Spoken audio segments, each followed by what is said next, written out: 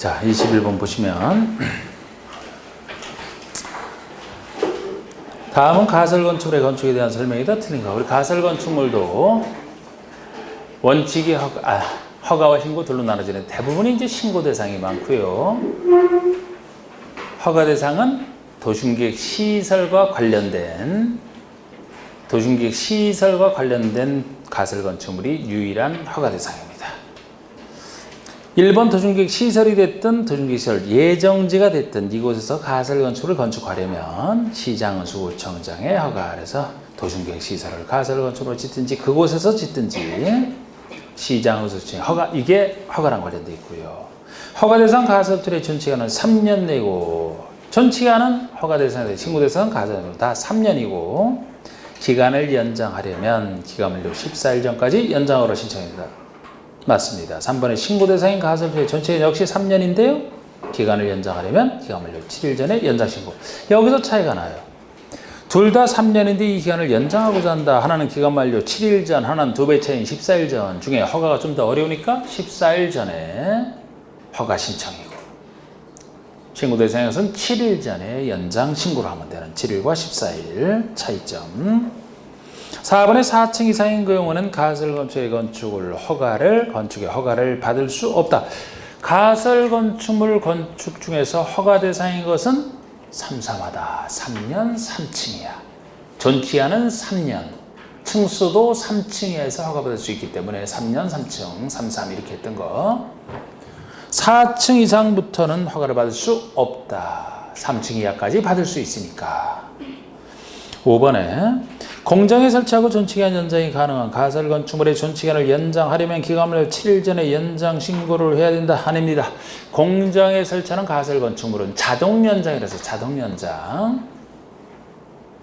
상식적으로 공장에 설치하는 가설건축물이면 전치기간이 정해져 있더라도 공장 문 닫는 날은 계속 쓴다고 보기 때문에 자동 연장이에요. 가만히 있어도 자동 연장이고 만약에 연장이 싫을 때만 아까 허가 대상이면 14일 전에 신고 대상이면 7일 전에 연장을 원하지 않는다는 사실을 따로 얘기해야 돼. 연장을 원하지 않는다는 사실을 따로 얘기해야 돼. 이게 자동 연장이기 때문에 그래서 이게 틀린 겁니다. 22번은 건축 허가를 받으려는 자는 해당 대지 소유권을 확보해야 되는 것이 원칙이다. 이에 대한 설명을 옳지 않은 거 이거죠. 허가를 받으려는 자는 그 전에 지을 땅, 대지에 대한 소유권을 미리 확보하는 게 원칙인데 소유권 확보가 원칙이지만 여기에 대한 예외, 소유권 확보 없이도 건축허가 신청 들어갔으면 예외 규정이 존재하고 일단 1번의 분양을 목적으로 하는 공동주택의 건축주가 대지를 사용할 수 있는 거는 소유권 없어도 사용할 수 있는 거는 확보한 경우는 소유권을 확보하지 않는다. 보통이라면 소유권이 없어도 사용권만 가지고 갈 수 있죠. 예를 들어 지상권 설정하면 건물 지을 수 있는데 남의 땅에. 그래서 사용권을 확보해도 가능합니다만 여기는 분양을 목적으로 하는 공동주택이기 때문에 안 되는 거예요. 분양을 목적으로 하는 공동주택이라면 요거를 지어서 공동주택 분양을 하겠네. 그죠? 분양한다는 것이 소유권 넘겨주는 건데 사용권만 가지고서는 분양 못하지 않습니까? 그래서 분양을 목적으로 하는 공동주택 지을 때만큼은 다시 예외예요. 사용권만 갖고 안 됩니다. 분양을 해야 되기 때문에 여기서는 2번에 그래서 1번 틀렸고 건축주가 건축의 노후화로 건축을 개축이든 뭐 다른 것도 들어가는데 여기서 뭐 개축만 적어놨습니다만 신축이든 개축이든 건축물의 대지의 공유자 수의 80% 이상 동의를 얻고 동의한 공유자 지분합계가 전체 지분의 80% 이상인 경우는 소유권을 확보하지 않아도 된다. 이거는 공유하고 있는 건축물에 되어 있어요. 공유하고 있는 공유자 전체 공유자 동의를 받기가 힘들다고 봐서 전체 공유자 동의를 받기가 힘들다고 봐서 공유자 수 기준이든 공유하고 있는 지분 기준이든 둘 다 80% 이상 동의만 받게 되면 80% 동의만 받게 되면 소유권 확보하지 않아도 되는 것에 속합니다. 그럼 지금 여기서 80% 이상 그 동의를 가지고 일단 건축허가를 신청해서 건축허가를 받았다라면 다른 사람 문제가 안 돼요. 여기서 100%가 아니고 80% 이상 받고서 일단 건축허가를 받았다라면 건축허가를 받고 나서 공사 들어가기 전까지는 나머지 확보하지 못한 것을 다 확보를 해야 전체에 대해서 공사 들어갈 수 있다 그랬죠? 그럼 동의하지 않은 사람에 대해서 당신 물건, 당신 지분 나에게 팔아라. 버틸 거다. 많이 달라고 버틸 거다. 이때 인정하는 게 매도 청구. 이게 건축허가 후 매도 청구라는 거예요. 80% 이상 않고 받은 상태에서 나머지를 확보하기 위해서 동의하지 아니한 자에게 시가로 매도할 것을 청구하는. 시가 매도, 항상 매도 청구는 보통 시가. 그래서 3번의 위 2에 따라 건축허가를 받은 80% 이상하고 건축허가를 받은 건축주는 동의하지 아니한 공유자에게 그 공유지분을 시가로 매도할 것을 청구할 수 있다. 시가. 이 시가를 다른 가격으로 바꾸면 틀려요. 매수 청구와 달리 매도 청구는 몇 배 받으려고 버티는 사람에게 인정하는 것이라 감정가, 공시지가 이렇게 하는 거 아니에요. 항상 시가 매도 청구입니다. 이 시가를 바꿀 수가 있어요. 여기는 안 바꿨지. 시가를 잘 체크해 두시고. 이런 식의 얘기는 나중에 주택법에서도 마찬가지란 말이에요. 거기서도 80% 이상 갖고 사업승인 받았을 때 나머지 확보하지 못한 것에 대해서 이제 매도 청구하는. 그게 사업승인 후 매도 청구. 이거는 건축허가 후 매도 청구라는 것이죠. 그쪽이랑 비슷합니다. 숫자도. 4번의 건축주가 집합 건물의 공용 부분을 변경하기 위해서 복도 같은 공용 부분을 변경해서 집합 건물에 따른 공용 부분 변경 결의가 있었음을 증명하면 이미 변경 결의가 있었음을 증명한 경우는 이걸 증명했기 때문에 소유권을 확보하지 않아도 되는 것 중에 들어가고요. 5번에 건축하라는 대지에 포함된 국유지 또는 공유지, 공유지가 있는데 여기에 대해서 허가권자가 해당 토지의 관리청이 해당 토지를 건축주에게 매각하거나 양해할 것을 아직 매각 양해 안 했지만 매각하나 양해할 것을 확인했다면 결국 확인을 해줬으니까 나중에 건축주에게 매각 양해하는 게 이제 확정이 됐죠? 확인을 통해서. 그러니까 역시 아직 소유권 확보하지 않았지만 이것으로 소유권 확보 없이 허가제한 들어갈 수 있는 것에 속하는 겁니다. 몇 가지 있는 것 중에 하나예요, 이것은. 근데 바꿔내기는 힘들잖아. 23번에. 건축법상 건축 허가 전에 건축의 건축물의 안전 영향 평가에 대한 설명이다. 바르지 못한 거. 이것도 이제 안전을 강화하는 추세에 맞추어서 이것도 신설된 지 한 2년? 만 2년? 아직은 나온 적은 없죠. 그래서. 그런데 의미는 있는 거예요. 허가하기 전에 안전영향평가를 해야 되는데 그 안전영향평가를 꼭 하고 허가를 내야 돼요. 그 대상이 어느 거냐. 이게 이제 기본이 되는 거예요. 아직 안 나왔으니까 이제 얘네들은 그게 가장 기본이겠죠. 건축의 안전영향평가. 건축의 안전영향평가는 허가권자가 건축을 하기 전에, 허가를 하기 전에 안전영향평가기관에 의뢰하여 실시해야 됩니다. 안전영향평가 대상에 해당된다는 걸 전제로 하죠. 해당된다면 안전영향평가기관에 의뢰하여, 전문기관에 의뢰하여 허가권자가 실시해야 된다는 거예요. 안전영향평가를. 이게 그 전에 이거 없을 때는 막 큰 건축물 지을 때 특히 문제가 됐죠. 큰 건축물 짓느라고 막 땅 깊게 파고 막 건축하는 과정에서 주변 대지에 영향을 주니까, 주변 건축에 영향을 주니까 막 주변 건축에 벽에 금이 막 가고 막 이런 현상 많이 생겼잖아요. 그래서 큰 건축물 지을 때 주로 이제 이거를 도입한 건데, 고층 건축물은 안전영향평가 대상에 속한다. 아직은 시초라 아주 범위가 좁아요. 고층은 아니에요. 초고층이야, 초고층입니다, 초고층. 50층 이상 얘기하는 초고층 건축물이 대상이에요. 초고층 건축물이 대상이고요. 또 하나는 3번과 관련돼서 이 두 가지란 말이에요. 초고층은 아니다 하더라도 거기에 육박할 정도로 큰 거. 그래서 이번에 연면적 하나의 대지에 둘 이상의 건축을 건축하는 각각의 그 연면적을 말한다. 보통 연면적이라고 하면 하나의 대지에 둘 이상의 건물이 있다는 그 각각의 그 건축물의 연면적 합계를 보통 얘기하는데 여기서는 각각을 얘기한다는 거예요. 각각의 개별 건축물별로 안전영향평가를 하라는 겁니다. 그래서 이 연면적이 그 갖고 내긴 힘들지만 연면적이 10만 제곱미터 이상으로서 층수가 16층 이상인 것처럼 안전영향평가돼서 이것도 특이한 것이 보통 제가 큰 것이라고 하면 또는 이게 보통의 개념인데 그죠? 어느 것 하나 크면 크다 그랬잖아. 이거는 초고층에 육박할 정도로 커야 되기 때문에 면적만 넓은 게 아니고 거기다 층수도 높아야 된다는 거예요. 그래서 면적도 10만 제곱미터 이상이면서 동시에 층수도 16층 이상 넓으면서 높은 동시에 갖췄을 때 안전영향평가 대상에 속한. 그래서 안전영향평가 대상은 이 대상을 보시면 돼. 2번, 3번을 잘 보시라는 거예요. 4번의 안전영향평가 대상인 건축물의 건축주는 건축허가 신청 시 건축허가 신청 시 제출이 되는 도서에 이 안전영향평가 결과를 반영해야 됩니다. 반영해야 됩니다. 도서에. 그런 거 제출하게 돼 있고요. 안전영향평가에 관한 안전영향평가를 의뢰받은 따라서 30일 내에 그 결과를 허가권자에게 제출해야만 되는데 며칠 내에 제출하냐 이게 그게 중요한 건 아니겠죠. 뭐 30일 내에 하는 건 맞습니다. 근데 2번, 3번을 제가 잘 보시라고 했어요. 24번. 건축물의 공사, 건축공사 현장 안전관리 예치금. 건축공사 현장을 안전하게 관리하기 위한 예치금. 이름을 분석하면 이게 건축공사 안전관리 예치금 얘기인데 지금까지 한 번 딱 나온 적에 불과하기 때문에 하는 건데 이것도 여기서 다뤘습니다. 장기간 방치된 공사 현장의 미관 개선 및 안전관리에 필요한 비용을 말하며 허가권자가 부과 대상이다. 그렇습니다.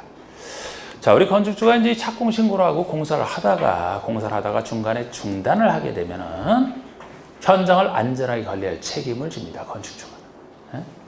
공사 중단했다고 해서 아유 내 힘들어서 공사 못하는데 방치하면 안 돼. 그럼 공사 현장을 방치하게 되면 그 위험한 곳에 사람들 들어와서 어떻게 하다가 다치면 어떡합니까? 그래서 공사를 중단하게 되면 현장을 안전하게 관리할 책임이 있어요. 건축주가. 책임이 있는데 그 책임을 다하지 않을 때 대비해서 이 예치금 같은 보증금 성격이 필요한 겁니다. 그 사람이 안 할 때 대비해서 안전관리 예치금을 부과할 수 있다는 거예요. 이런 보증금 성격의 부과는 못 믿을 때 하는 것이기 때문에 부과할 수 있다는 것이죠. 공공기관이 한다면 믿어주니까 예치 안 시키는 거 이런 것도 기본적으로 다 보증금 성격에서는 다 똑같은 얘기예요. 그럼 여기서는 어느 정도 되는 건축물에 대해서 부과를 할 것이냐, 부과를 할 때는 얼마만큼 부과할 것이냐, 그 정도가 여기만의 이제 특징이 되는 거죠. 다른 일반적인 얘기보다. 그것이 2번. 착공신고라는 건축주에게 예체가 할 수 있다.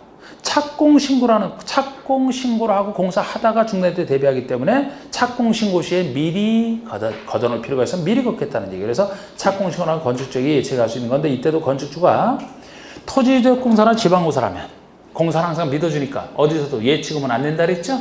제외. 이런 원리는 일반적 논리고 3번이 바로 대상을 얘기해요. 연면적이 1000 이상. 연면적이 1000 이상으로서 지자체 조례를 정하는 건축물이 부과 대상이다. 최소 조금 넓으면 된다는 거예요. 30 이상, 1000 이상 중에서 면적에서는 조금 넓다는 1000 이상, 연면적 1000 이상이면 부과 대상이고요. 그러나 역시 이때도 주택, 도시, 보증공사가 분양보증을 한 사람은 분양보증을 한 건축물이면 보증한 사람이 책임지는 부분이 있기 때문에 부과할 수 없다라는 얘기도 맞고 공사비의 4% 범위에서 예체계할 수가 너무 많아. 1%. 이것도 제가 한 번 나왔다고 했습니다만 굳이 이 대상과 설치비를 한다면 숫자는 조금 넓어야 되니까 1000 이상. 1000이 있다면 똑같은 1인의 1%. 여기서 이제 이 예치금을 가지고만 현장을 관리하는 데 쓴다라면 큰 돈 안 들어가요. 술 취한 사람 못 들어오도록, 불량 청소년들 못 들어오도록 펜스 설치하고 밤에 잘 쌓아놓고 불 밝혀놓고 와서 빠지지 않도록 그런 비용이기 때문에 공사비의 1%면 충분하다고 보는 거예요. 1%가 최대치. 1000 이상 대상은 1%. 1001. 허가권자는 공사 중단기한이 2년을 경과한 경우에는 건축주에게 서면으로 고지한 후 예치금을 사용하여 미관과 안전관리한 조치를 할 수 있다.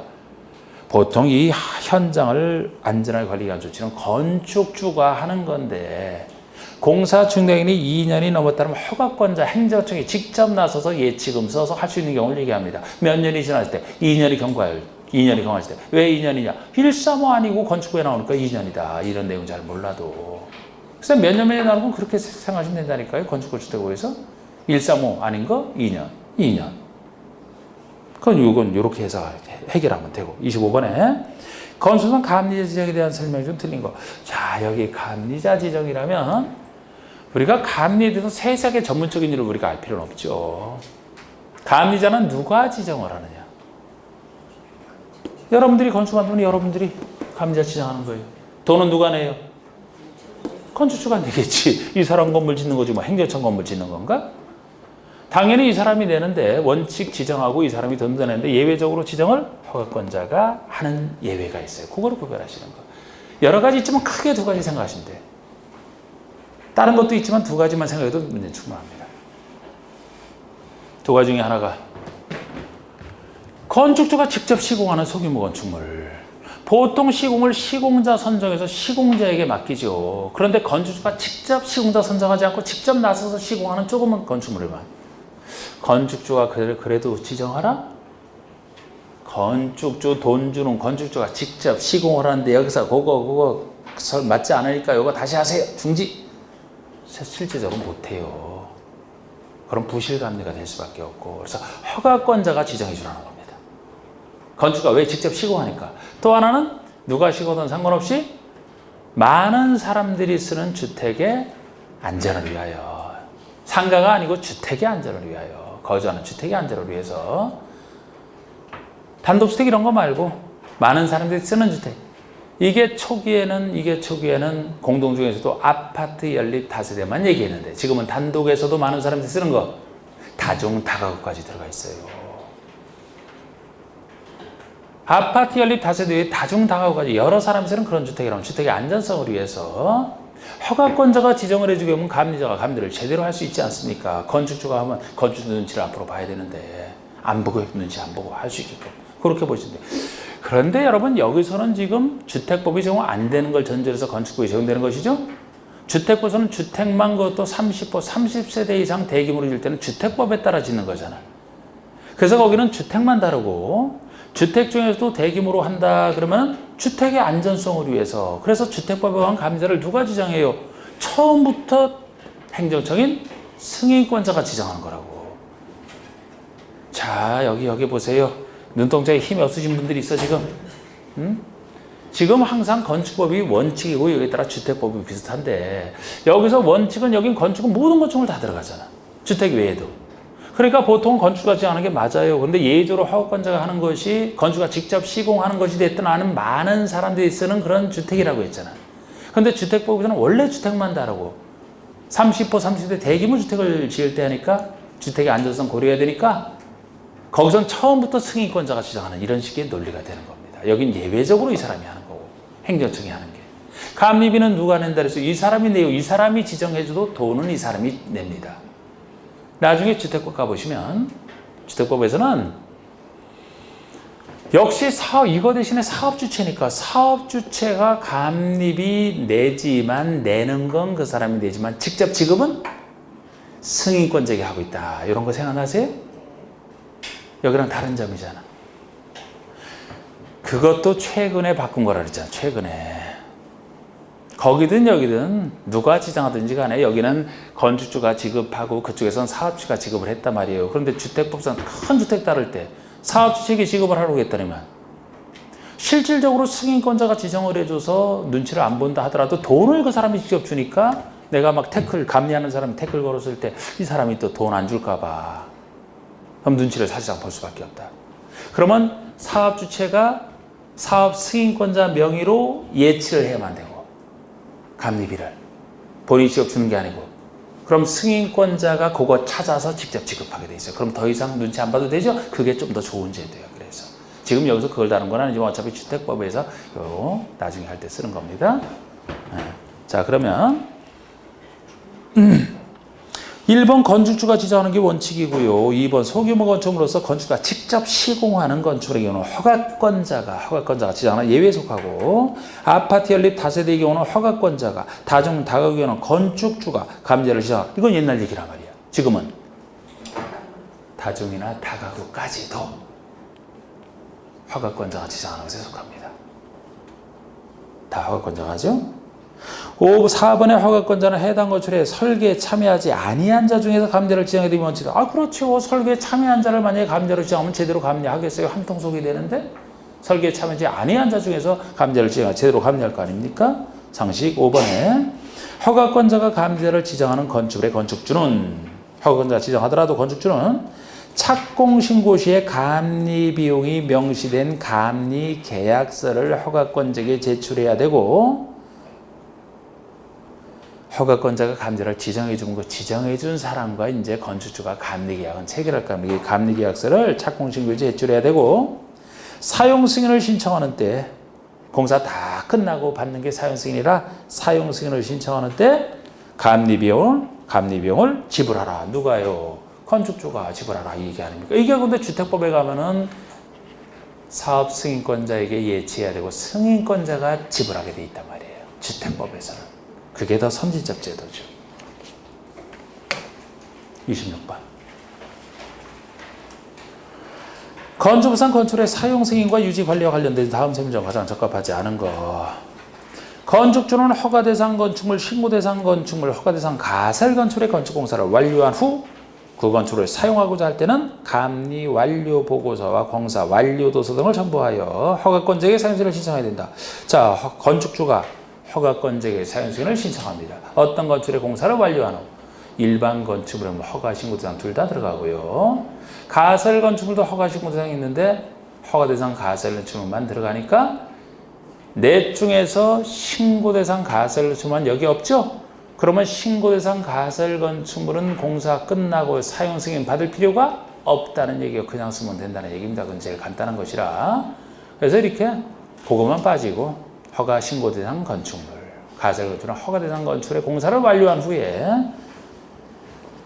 사용하고자 한다면은 당연히 도서는 감리 완료 도서 이런 게 들어가겠죠.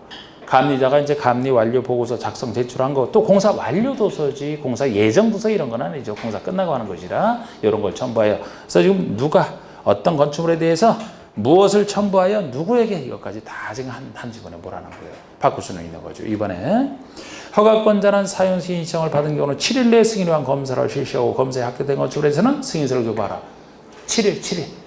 사용 승인 신청 들어가면 일단 사용 검사를 합니다. 무조건 내주는 게 아니고 검사를 내주고 검사를 하고 검사에 합격하면 승인서를 내줘야만 되는데 다 7일 내 끝내는 거. 7일 내. 빨라서 좋다. 요게 주택법에 가서 사용 검사를 하면 며칠 내에 하는 겁니까? 14일? 15일. 아니 뭐 하루 차이가 바꿔서 안 되니까 잘 대답했어요. 네. 잘했어요. 거기서는 15일이에요. 15일. 여긴 7일 내. 주택법에서는 15일 내. 다음 날이 빠지냐 아니냐 그렇게 해도 15일을 14일로 바꾸지는 않으니까 대충 그렇게 그쪽이 좀 더 대형 건축이니까 좀 더 길어진다 이렇게 생각하시고 3번에 임시 사용 승인의 기간은 2년으로 한다. 임시는 원래는 기본적으로 전체 완료하고 받는 사용검사 받는 거죠. 임시는 완료된 부분을 먼저 쓰고 싶을 때 임시 사용 승인 신청하는 겁니다. 근데 임시라면 임시니까 또 한도가 있을 거니까 몇 년이에요? 2년. 일상하니까 2년. 역시 여기서도 쓰잖아. 2년대로 한다. 다만 허가권자는 대형 건축물 또는 안반 공사 등으로 인하여 공사 기간이 장기간이다. 그런 경우는 공사 기간이 장기간이니까 그 기간을 연장할 수도 있다 이렇게 나갑니다. 원칙은 2년 내로 임시 사용. 이 건축의 소유자가 건축을 철거하려면 자 철거할 때 얘기죠. 그리고 여러분 아까 사용 승인에서 만약에 7일 내에 승인서를 교부하라고 했는데 합격했는데도 안 했다 그러면 허가권자 잘못이죠? 그냥 쓸 수 있죠? 사용 승인 없이. 또 임시 사용 승인 받아도 임시 사용 승인 받은 기간 동안에 쓸 수 있는 거지. 그리고 4번이 건축물의 소유자가 건축을 쓰다가 철거할 때 이게 철거하면 신고를 해주라는 겁니다. 그래야 대장을 바꾸지 시장수구청장이. 그래서 건축물을 철거하려면 철거 예정일 3일 전까지 건축물 철거 멸실 신고서에 해체 공사 계획서를 첨부하여 제출하라. 철거 예정일 3일 전까지 철거 신고는 한다 보시면 돼요. 철거 예정일 3일 전까지. 4번에 건축물의 소유자나 관리자는 건축물이 제로 멸실됐어요. 멸실 후 7일 내에 시장 건축의 신고. 이건 멸실. 아까는 철거. 이거는 멸실 신고입니다. 30일. 철거나 멸실 신고는 3일 전이냐 30일 내냐 딱 10배 차이가 나요. 철거는 간단하게 철거 예정일 3일 전에만 신고하면 됩니다. 누구에게 신고하는 거예요? 3일 전에? 누구에게 신고해요? 시장하수구청장. 간단한 일인데 대장 바꾸는 시장하수구청장에게. 근데 최근에 문제 낼 때도 이거 3일 전이냐 30일이냐 이 숫자보다도 누구에게 이걸 바꿔서 틀리게 됐단 말이에요. 시장하수구청장에 신고하지 뭐 대장을 그 사람이 바꾸니까 관리하니까 시도사 뭐 틀리지 않습니까? 에?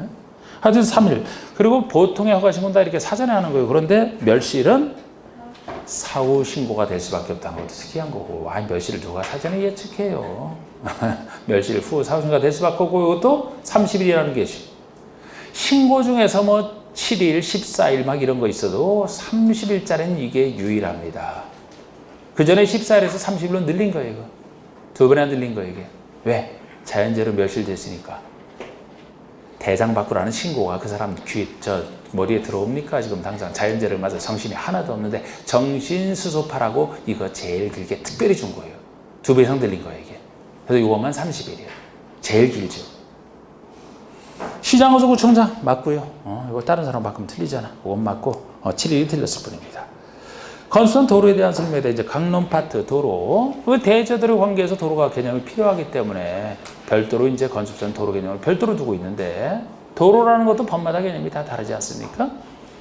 도로는 보행과 자동차 둘 다 가능한 게 원칙이고요. 너비 4m 이상 최소 도로 너비 원칙이 4m예요. 차가 교차는 돼야 되기 때문에 한 차가 가는데 2m 교차니까 4m 이상이며 예정도로 아직 건설이 안 돼 있는 예정도로도 건설은 도로 개념에 포함된다. 예정도로도 나중에 건설되면 다니면 되니까. 2번 자동차만의 통행에 사용되는 도로 자동차 전용도로는 대저도로 관계에서 도로 개념이 아니다. 원래는 도로 개념이 되려면 아까 1번에서 봤듯이 자동차, 사람 다 다녀야 되는 게 원칙인데 예를 들어 계단식 도로처럼 사람은 다닐 수 있지만 차량 통행이 불가능한 사람은 다닐 수 있지만 차량 통행이 불가능한 이런 도로는 예외적 도로로 3m 이상 인정받는 게 있어요. 예외적 도로로. 그러나 이 반대 경우 자동차 전용 도로처럼 차만 다닐 수 있고 사람이 못 다닌다. 이거는 사람이 못 다니는데 접해봐서 소용없죠. 아무리 접해봐서 다닐 수가 없어요. 최소 보행은 가능해야 된다 그랬잖아. 그래서 이것은 도로 개념이 아니다. 3번이 그 얘기예요. 계단식 도로. 지형적 조건으로 차량 통행을 위한 도로 설치가 곤란하다고 인정하여 시장 등이 그 위치를 지정 공고하는 구간 안의 도로는 너비가 4m에 대한 예외이기도 하죠. 3m 이상은 도로로 인정받는 도로법상 신설 변경에 대한 고시가 없는 도로도 건수한 도로에 해당한다. 도로법상 도로는 도로법에 나와 있는 도로 개념일 뿐이고 수많은 도로 중에 하나일 뿐이에요. 도로법상 어떤 다른 법이든 어디든 각종 법에 의해서 고시가 된 도로뿐만 아니고 각종 법에 도로가 안 돼 있어. 고시가 안 돼 있어도 행정청이 지정한 도로까지 다 들어가잖아. 도로 개념에는. 그래서 이걸 도로법상 꼭 고시가 있어야 도로다. 그런 얘기 아니죠. 그런 게 없어도 도로에 해당됩니다. 다른 도로 다 들어가니까. 5번에 허가권자가 도로를 변경할 때 이해관계인이 해외에 거주하는 등 그 동의를 얻기가 곤란한 경우는 이해관계인의 동의를 얻지 않고 지방건축원의 심의를 거쳐 변경할 수 있다. 변경이라서 안 돼. 이걸 지정으로 바꾸면 맞습니다. 지정으로 바꾸면 맞아요.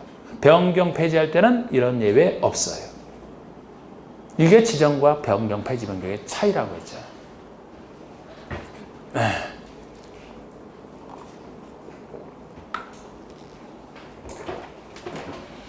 아까 지금 제가 여기서 말씀드렸던 거 대지는 도로에 관계에 맞아야 되는데 직접 도로에 접하고 있지 않다. 그러면 일반 도로와 달리 행정청이 도로를 지정해서 지정 신청을 해서 행정청이 허가권자가 도로를 지정해주면 이 도로에 접하면 되거든요. 이제 이게 도로의 지정이고 지정도로를 없애는 게 폐지고 바꾸는 게 변경인데 허가권자가 간단하게 도로를 지정해 주는 것이라 지정하기 전에 이해관계인의 동의를 얻는 게 기본이에요.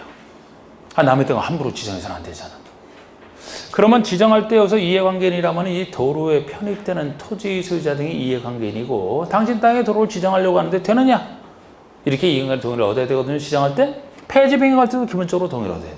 폐지 변경한다면 이 도로를 설치한 사람뿐만 아니고 이 도로는 다른 사람도 이용할 수 있죠. 그 도로를 이용하는 사람이 다 이해관계인이고 이 사람들 동의를 얻어야 폐지 변경이 가능한데 이 둘의 기본적 차이가 뭐냐. 벌써 이게 이해관계인 수가 여기가 훨씬 많고 이건 작잖아요. 지정이 폐지 변경보다는 좀 더 쉬워요. 반대로 폐지 변경이 지정보다는 어려워. 폐지 변경은 폐지가 되면 그 도로 이용하는 사람 하나도 다 이용 못 하잖아요. 그래서 이게 좀 더 쉽다는 것이 지정이 쉽다는 것이 이해관계인의 동의를 얻어서 지정해야 되는데 동의를 얻으려고 봤더니 이해관계인이 누군지는 아는데 이 사람이 어디 있는지를 모르겠어요. 제가 아마존에 갔는데 해외에 나가서 아마존에 갔다는 얘기만 들었는데 언제 돌아오지도 않고 죽었는지 살았는지도 모르겠다 막 이럴 때 마냥 기대할 수는 없잖아. 마냥 기대할 수 없으니까 이런 경우 이용인의 동의 없이 지방 건축원의 심의만 거쳐 예외적으로 지정할 수가 있습니다. 그렇게 해외에 거주하는 등 동의 얻기가 곤란하다고 인정하든지 아니면 주민이 장기간 사실상의 통로로서 도로로 지정받지 못했지만 사실상 통로로 주민이 장기간 이용하고 있는 이런 도로도 아직 정식 도로는 아니지만 그러면 그 도로의 토지 소유자가 주민들이 장기간 이용하면서 사실상 용인해 왔다는 얘기이기 때문에 이때도 명시적 동의 없이 심의만으로 가능한 이 두 가지가 있죠. 근데 폐지 변경할 때는 그런 예외가 없단 말이에요. 항상 이용안의 동의를 얻어야만 돼요. 해외 나가서 안 들어온다. 그래도 그럼 폐지 변경 못해요. 제가 그랬잖아요. 만약에 이때도 그 사람 동의 없이 심의만으로 폐지 변경이 가능하다면 그 사람이 혹시 나중에라도 왔을 때 구사일생으로 돌아왔는데 자기 집에 못 들어간다 그랬죠? 도로가 폐지돼도 어떻게 들어가? 그래서 지정할 때는 이게 가능하지만 폐지 변경할 때는 항상 이용안의 동의를 얻어야만 된다 이거예요. 틀린 겁니다. 28번. 건수는 대제도로의 관계에 대한 설명으로 옳지 않은 거. 이게 대제도로 관계 유명한 거. 전면적으로만 아까 적용됐던 1번의 건축의 대지는 도로에 2m 이상 접해야 된다. 도로 개념 속에 자동차만의 통에 사용되는 것은 제외된다고 아까 했고 2m 이상. 자, 여기 접하는 부분이 최소 접하는 부분이 2m 이상. 도로 너비는 따로 여기서 얘기를 하죠. 원칙은 아까 4m 이상 되는 도로라고 했는데 접하는 부분은 2m 이상 접하면 되는 게 여기서 사는 사람들이 사람이든 차든 최소 들어왔다 나가기만 하면 된다는 거죠. 이주 차량 교차할 필요 없죠. 그래서 원칙이 2m 이상 접해야 된다. 원칙이 2m 이상. 그런데 이렇게 2m 이상 접하지 않아도 되는 예외가 존재해요. 응? 통행에 지장이 없다. 2m 이상 접하지 않으면 통행에 지장이 없다는지 건축물 중에서 뭐 여기 주변에 건축물은 금지돼 있고 공중에 통행이 없는 공지가 있다. 그런 곳에 뭐 다닐 수 있으니까 그것도 그렇고 특히 농막 같은 경우는 농민이 거주용으로 쓰는 게 아니라 농사에다가 휴식용으로 잠깐 쓰는 것이라 농막 같은 경우에도 굳이 접할 필요 없다. 더 많이 접해야 되는 얘기 있잖아. 더 많이 접해야 되는 얘기. 여기 건축물 들어서는 게 넓다.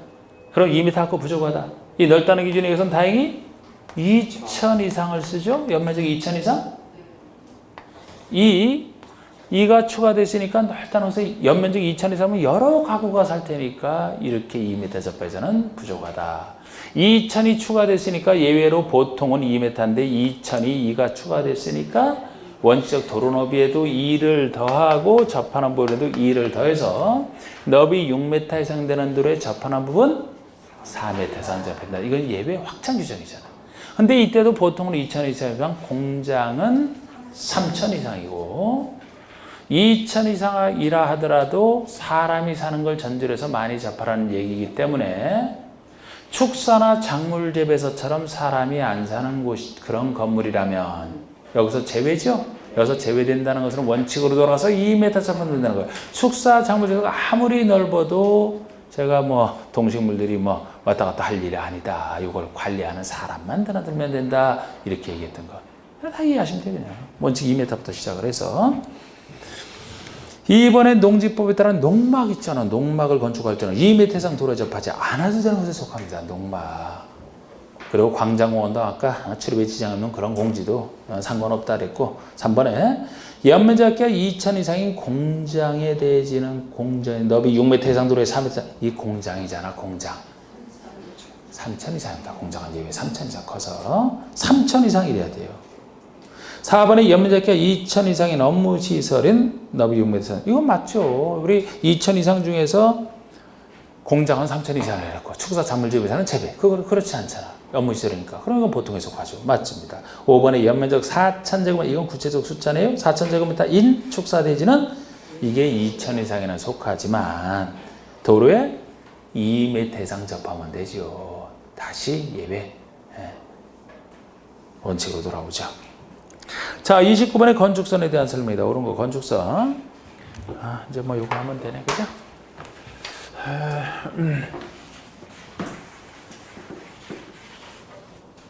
글쎄 건축선도 아까 건축선 지정이나 건축선에 따른 건축 제한이 사람만이 사는 전면적에만 적용되는 규정이라고 했는데 건축선이라는 개념이 대제도로의 관계가 전면적에만 적용된다면 대지와 도로와 접하는 부분이 바로 대지와 도로 관계인데 대지와 도로와 접하는 부분에 있어 건축할 수 있는 한계선이 건축선이에요.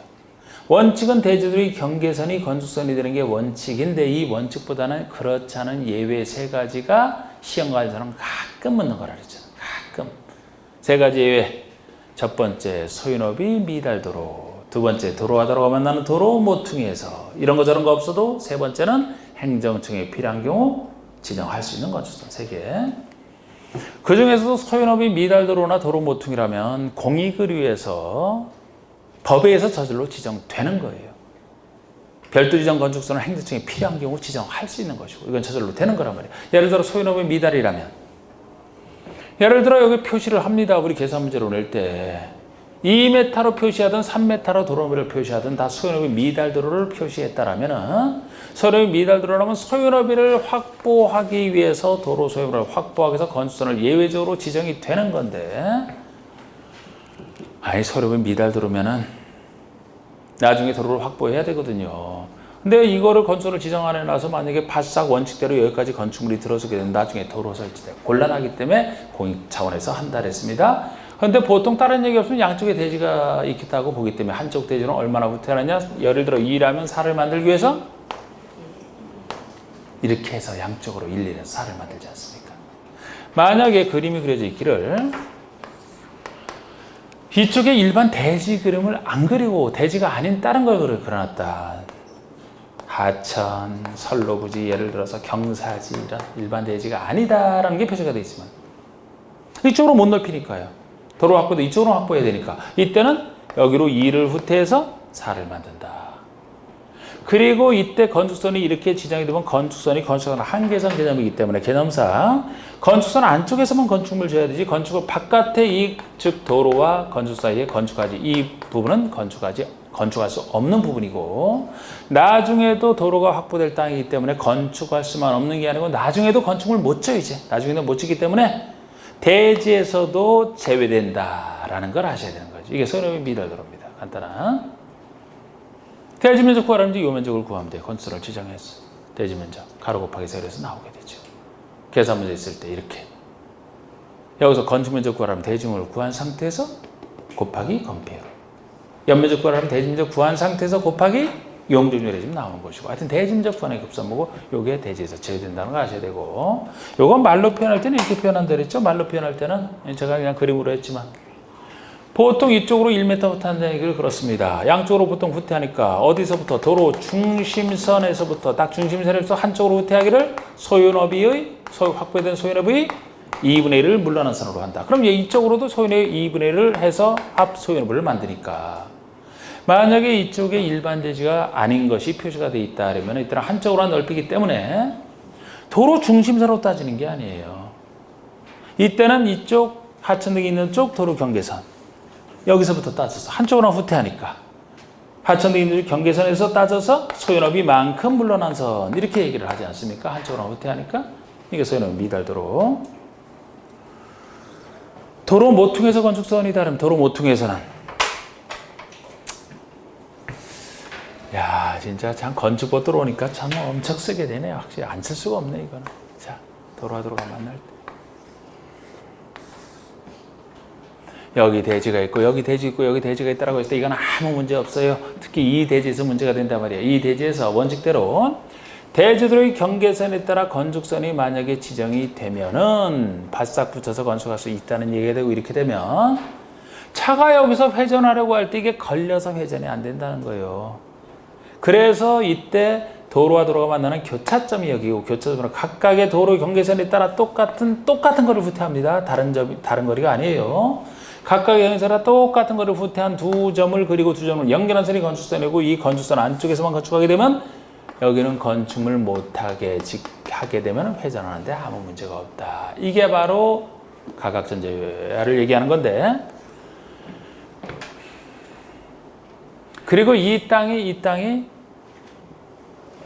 건축선 바깥에 있으니까 건축만 못하는 게 아니고 역시 나중에도 도로교통의 안전을 의저 회전 방향 확보를 위해서 건축을 못 짓기 때문에 대지에서도 제외된다. 저기처럼 이렇게 알아야 되는데, 그럼 이거 이제 얼마를 후퇴하는지를 우리가 알기 위해서는 만나는 도로와 도로 만나는 이 도로에 따라, 두 도로의 너비에 따라, 그리고 각도에 따라, 교차하는 각도에 따라서 얼마를 후퇴하는지 결정이 되는데, 이 규정이 적용되는 전제 조건이, 전제가 어떤 도로가 두 도로가 서로 만날 때고 이 교차각이 얼마일 때 적용되느냐. 도로라면은 8m 미만인 도로가 만날 때 적용이 됩니다.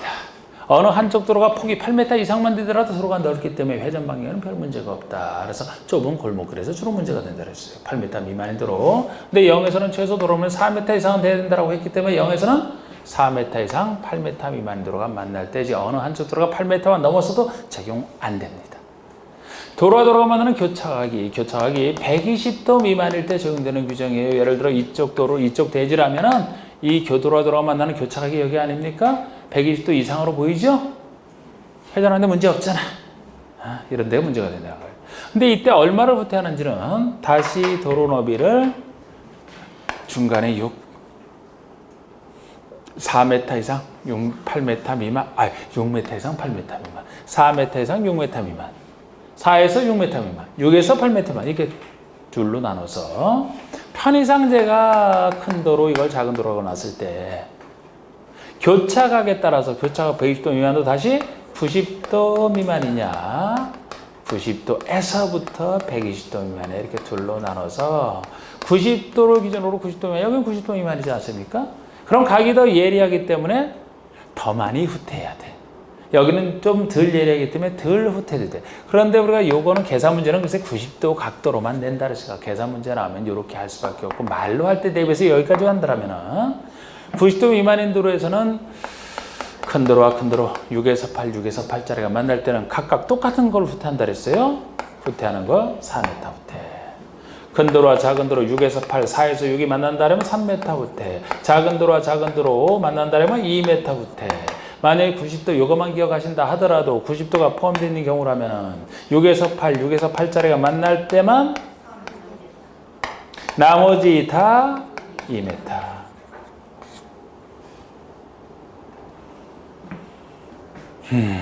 세 번째는 이게 저절로 되는 거란 말이에요. 법률 규정에 따라. 근데 세 번째는 이런 거 갖추지 않고 정상적 도로에 접하고 있는데, 정상적 도로에 접하고 있는데 건축선을 필요하면은, 정비 등으로 해서 필요하면은 행정청의 시장소구청장이 지정해도 되고 안 해도 되고, 임의적이에요. 필요한 경우 지정할 수 있는 임의적 건축선이 되는데, 요거는 반드시 이게 전면적으로만 적용되는 규정이지만 이렇게 별도 지정하려면 도시지역의 정비를 위해서 하기 때문에 이건 도시지역에서만 가능하다는 얘기가 되고, 이때도 최대 한도는 4m예요. 도시지역에 있는 것에서만 4m에서 따로 지정할 수가 있고, 이때는 여기 건축성 개념상 건축성과 도로 사이 이 부분은 건축물은 못 짓게 되겠습니다만, 앞으로 도로 건설할 땅이나 이런 게 적용될 땅이 아니거든요. 대지에서는 제외되지 않아. 이 건축 못하는 분이 대지에는 포함된다는 것이 앞에 둘과 차이예요. 여기도 아까 제외된다라고 했잖아. 이것이 제외된다라고 했잖아요. 여긴 포함된단 말이에요. 그러니까 대지는 그대로 이 전체가 대지가 되는 겁니다. 단지 건물 지을 때 이 대지를 계산해서 건축물적 연면적을 지을 때 요 안에서만 짓게 돼 있는 거지. 여기는 못 짓고. 대지가 줄어드는 게 엄청난 불이익이에요. 그렇지는 않아. 여기는 임의적 건축선이라. 이건 줄어도 어쩔 수 없지. 차이점. 자, 그리고 지금 건축선만 제가 그렸는데, 건축선에 의한 건축 제한이 있잖아. 그럼 건축선, 건축물이나 담장은 건축선의 수직면을 넘어서는 안 된다. 이게 건축선의 건축 제한 아닙니까? 건축이나 담장이 넘어서면 안 되죠. 혹시 지하로는 지표 아래에서는 넘어설 수 있나요? 있다. 지상에서 사람들 다니는데 문제가 돼서 그렇지. 지하로는 넘어도 상관없고요. 또 건축물 담장 자체가 넘지는 않았지만 그곳에 설치하는 출입구나 창문을 여다지로 설치하는 것이 닫았을 때, 열었을 때 침범하는 이런 식의 설치가 되느냐 안 되느냐. 육교 높이, 도로면으로부터 높이 4.5m, 육교 높이 4.5m 이하에서는 열었을 때 와서 부딪히기 때문에 출입구나 창문을 열었을 때 침범하지 않는 구조로 해야 된다. 설치 못합니다. 4초에 넘어서는 와서 부딪힐 사람 없기 때문에 가능해요. 4.5m 넘어서는 가능합니다. 이하에서는 안 된다. 그 얘기면 다 했지. 자, 1번의 소유업이 미달되는 도로의 경우 도로 경계선으로부터 소유업이 2분의 1에 상당한 것을 후퇴한 선으로 한다. 이건 어디가 틀렸나요? 도로 경계선이 아니고 도로의 중심선으로부터 해야지. 이거는 양쪽에 다른 쪽에 대지가 없다는 그런 얘기 안 하고 있으니까 원칙대로 가야 돼요. 도로의 중심선으로부터 소유업이 2분의 1. 2번은 소유업이 미달도로에서 도로 반대쪽에 이렇게 급경사지, 하천 등이 있다. 일반 대지가 아닌 걸 표시했다. 그러면 도로 중심선이 아니고 이때는 아까처럼 경계선이죠. 급경사지 있는 쪽 경계선. 하천 등이 있는 쪽 경계선으로부터 소유업이 만큼 후퇴한 선 이래야 됩니다. 그 어디로부터가 둘 다 틀려서 한번 그거 보시라고 해놨고 다른 건 맞아요. 3번에 시장수구천장은 필요한 경우 계획관리지역에서는 4m에서 건설을 따로 지정할 수 있다 임이죠. 계획관리가 틀렸죠. 이거는